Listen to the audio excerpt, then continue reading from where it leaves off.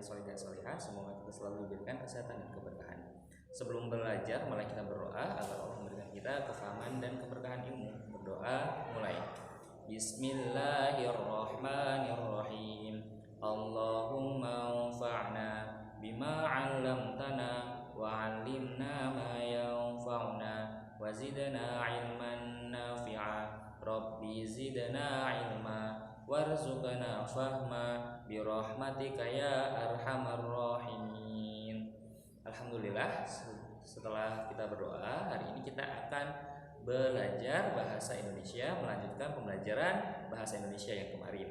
Kemarin kita sudah belajar tentang benda milik sendiri, benda milik orang lain, dan benda milik umum. Masih ingat kan pengertiannya apa saja? Benda milik sendiri, benda milik orang lain, dan benda milik umum. Nah, hari ini kita akan belajar bagaimana sih sebenarnya kita ketika ingin menggunakan benda-benda tersebut. Nah, yang pertama adalah benda milik sendiri. Kemarin masih ingat pengertiannya?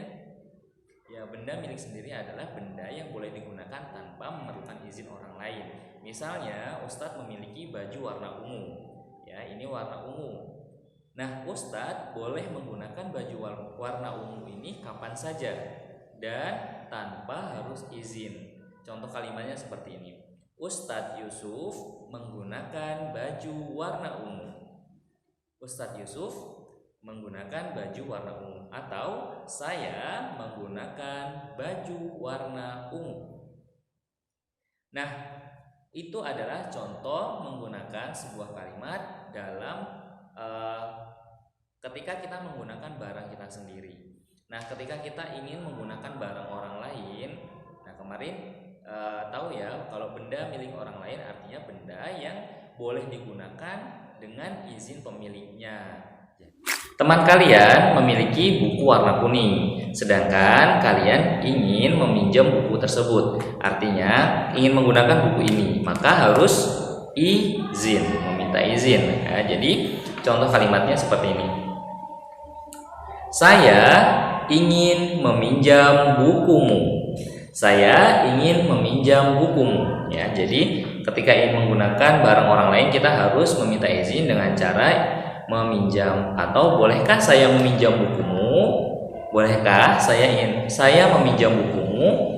Ya, jadi harus kita memiliki izin terlebih dahulu baru boleh menggunakan. Kalau diizinkan baru digunakan, tapi kalau tidak diizinkan jangan digunakan. Ya, jadi harus izin terlebih dahulu. Bolehkah saya meminjam bukumu?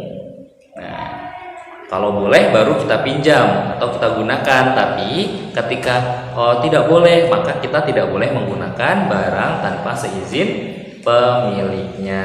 Seperti itu. Nah, yang selanjutnya adalah barang milik umum.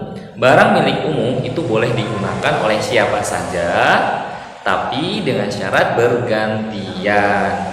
Contohnya ada toilet umum. Nah, toilet umum itu boleh digunakan oleh siapa saja, tapi bergantian, bukan menjadi milik kita. Ya, jadi harus bergantian dengan orang lain. Atau contoh ayunan yang ada di taman bermain. Ketika kita bermain itu boleh tanpa izin orang lain, tapi karena itu milik umum, jadi kita harus bergantian. Nah, kita harus bergantian, tidak boleh ayunannya dibawa ke rumah, atau ada orang yang ingin menggunakan ayunan tapi kita melarangnya, padahal itu milik umum. Jadi semua orang boleh menggunakan. Jadi ketika kita menggunakan harus bergantian. Paham ya? Jadi ada 3 jenis benda kemarin yang sudah kita pelajari, yaitu benda milik sendiri, benda milik orang lain, dan benda milik umum. Jadi kalau punya sendiri boleh kapan saja kita memakainya. Dan kalau milik orang lain kita harus memiliki izin.